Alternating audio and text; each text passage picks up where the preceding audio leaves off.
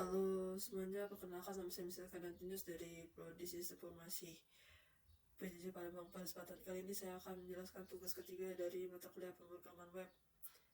Adapun pada tugas kali ini diminta untuk mengubah coding view yang dari tugas 2 sebelumnya dengan menerapkan konsep view komponen dan view template. Adapun pada kali ini saya akan menjelaskan bagian code-nya terlebih dahulu. Tugas kali ini untuk data bahan ajar itu diminta untuk diambil menggunakan API. Adapun API yang saya gunakan di sini adalah API eksternal dengan memanfaatkan repositori pihak ketiga sebagai data host. Di sini saya menggunakan repositori GitHub yang mana aman dan tidak ada kendala jika diakses melalui browser. Kemudian untuk bagian arsitektur proyek ini disusun dengan struktur modular dan mengikuti standar pengembangan berbasis web. Adapun pemisahannya dilakukan agar kode mudah dirawat. Di sini bisa dilihat untuk strukturnya. Kemudian lanjut ke penerapan custom element, komponen dan juga property template. Untuk menjaga kerapian core script, saya menggunakan fitur property template eksternal yang bertuliskan teks template di HTML-nya.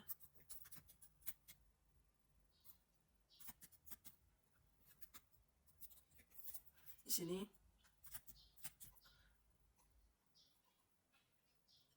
adapun yang XML ini dihubungkan dalam view komponen sebagai custom element. Untuk view komponennya bisa dilihat di sini. Tuliskan view komponen. Sini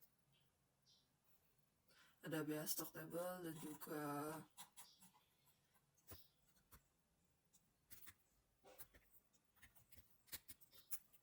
bias track and delivery.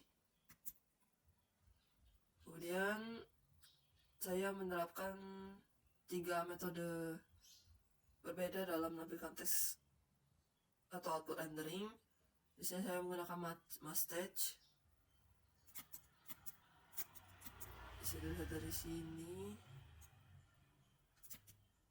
Untuk menampilkan teks polos. Kemudian vtext atau vbind di sini.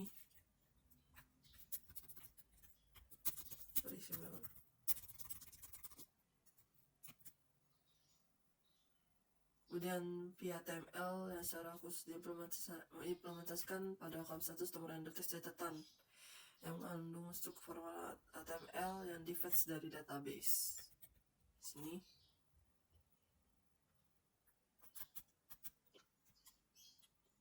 Kemudian untuk standarisasi teks di seluruh aplikasi, saya membuat global filter agar data mentah otomatis dapat menjadi rupiah untuk data angka dan juga satuan buah untuk permintaan tugas, yaitu untuk stok bahan aja dan juga stok safety-nya. Kemudian untuk format tanggal juga di format dalam bentuk tanggal Indonesia. Itu bisa dilihat di FJS-nya.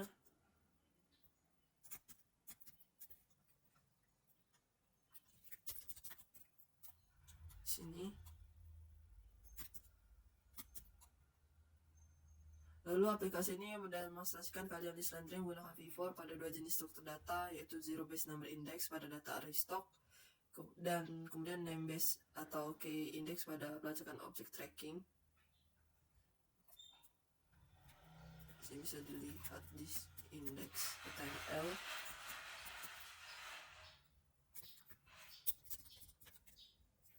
Sini.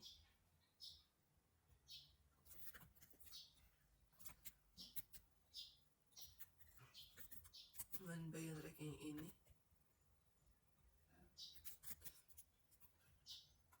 Lalu saya menggunakan conditional rendering yang diterapkan secara efisien menggunakan V4 dan VIF, VElse if dan VElse. Di sini Visio digunakan pada navigasi tab utama, yaitu di welcome dan stock dan juga tracking.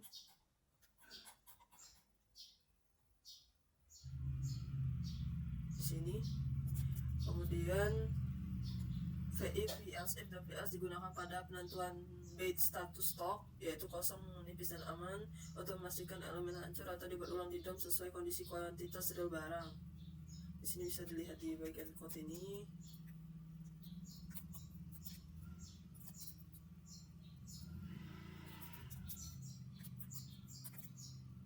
Di sini.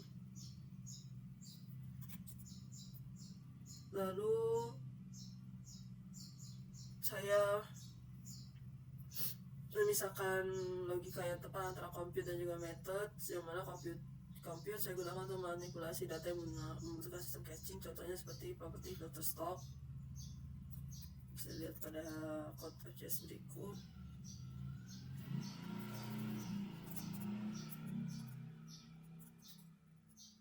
Properti ini otomatis menghitung ulang dan mengurutkan data bahan ajar hanya jika variabel filter atau array stock berubah, serta properti generated the number untuk produksi nomor manifest otomatis secara real time.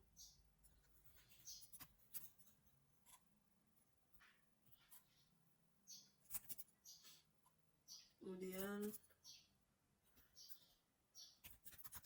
saya pegang the numbernya di sini.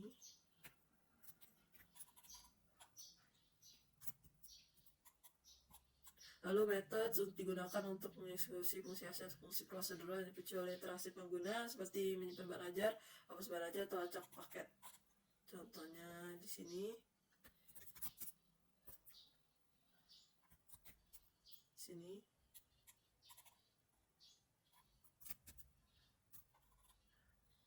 Lalu saya menggunakan dua buah watcher sebagai pemenuhan kriteria tugas, yaitu watcher untuk mengamati perubahan data secara asinkronus maupun sinkron. Itu yang pertama, watcher pertama memantau perubahan pada dropdown filter PJJ jika pengguna memasukkan filter regional UT daerah.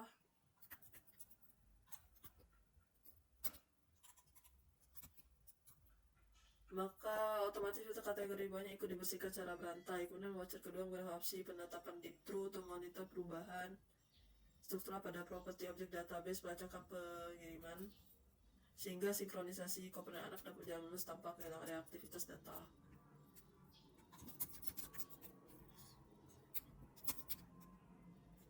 Sini.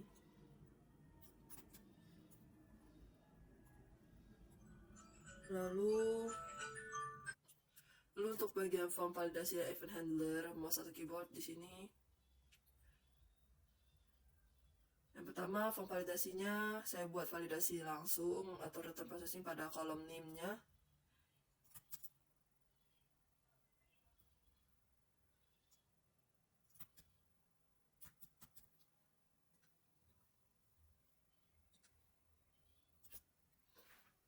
Yang mana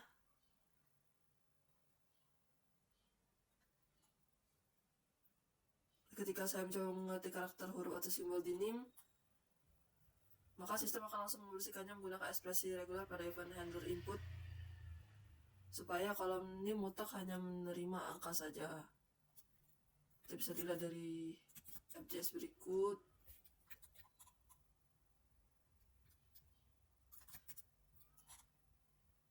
Kemudian saya menambahkan event handler keyboard atau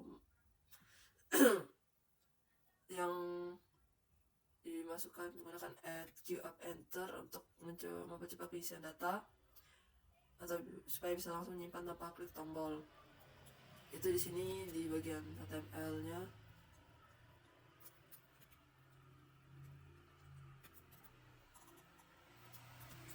Bisa lihat add queue up enter, di mana ini memakan event handler keyboard, jadi pas kita enter bisa langsung menyimpan bahan ajar. Di sini juga. Kemudian untuk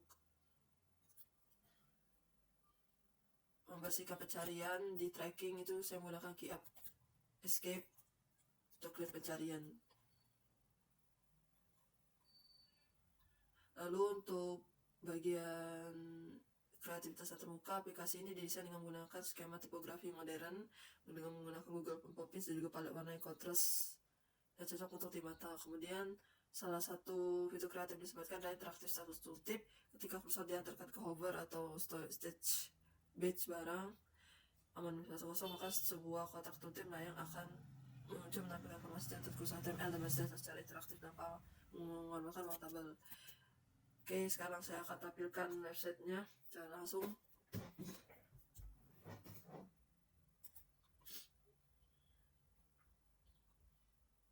Di sini API akan memfetching data secara langsung untuk melihat apakah berhasil. Di sini pada bagian console pada developer mode akan muncul berhasil membuat data via fetch JSON. Kemudian di bagian ini ketika terdapat dependent option juga saat memilih filter UT daerah, maka akan muncul filter kategori.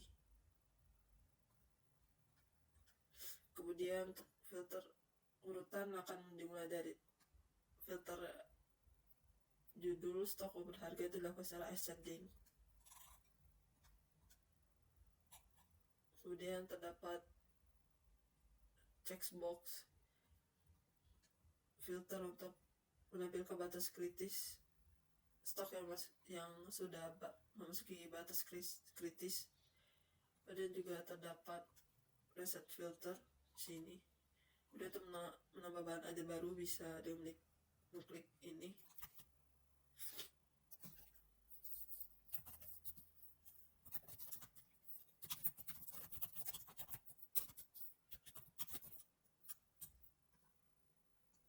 Jika tidak lengkap pengisiannya, maka saat kita menyimpan saat enter, maka akan muncul validasi melengkapi kolom formulir bahan ajar.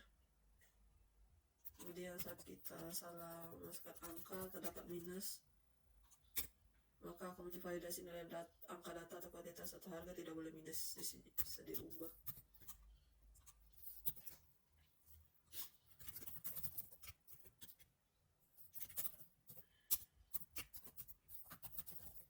Bisa simpan. Nah, akan muncul di sini. Kemudian ini bisa diedit kuantitinya, lalu juga bisa dihapus dan akan munculkan sebuah pop-up validasi. Nah, ini yang merupakan fitur tooltip yang dijelaskan di akhir tadi. Sini akan muncul catatan dalam bentuk tooltip, jadi lebih menghemat uang. Dan bisa ditambahkan kode HTML seperti underline, italic, bold, dan lain sebagainya. Kemudian lanjut ke menu tracking delivery order. Di sini nomor DO akan di-generate secara otomatis melalui generate to number tadi. Kemudian ini hanya bisa diisi dan angka pada saat mengetik dengan huruf atau dan lain tidak akan muncul.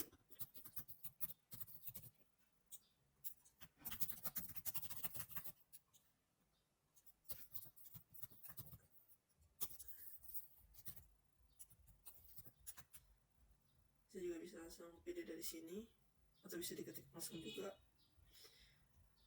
Kemudian saat kita pilih paket ajar akan muncul isi banding paket dan menampilkan isi bahan ajar yang termasuk dalam paket bandingnya dan juga harga. Kemudian bisa daftar pengiriman. Lalu di sini akan secara muncul otomatis di bawah untuk trackingnya. Lalu di sini bisa ditambahkan progress log manifest terbaru. Misalnya sortir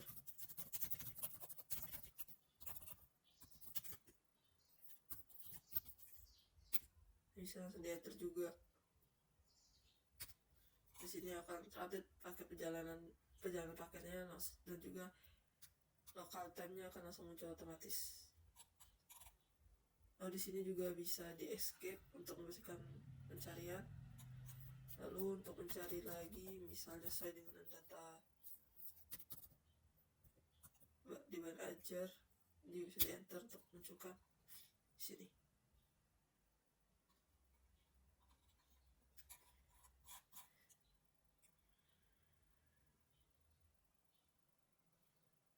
Oh ya, dan semuanya di sini untuk harga pun sudah diberi format rupiah dan juga di sini juga sudah dimasukkan format rupiah. Lalu sudah dilengkapi validasinya juga. Sekian penjelasan dari saya, mohon maaf apabila ada kekurangan dan salah kata. Terima kasih.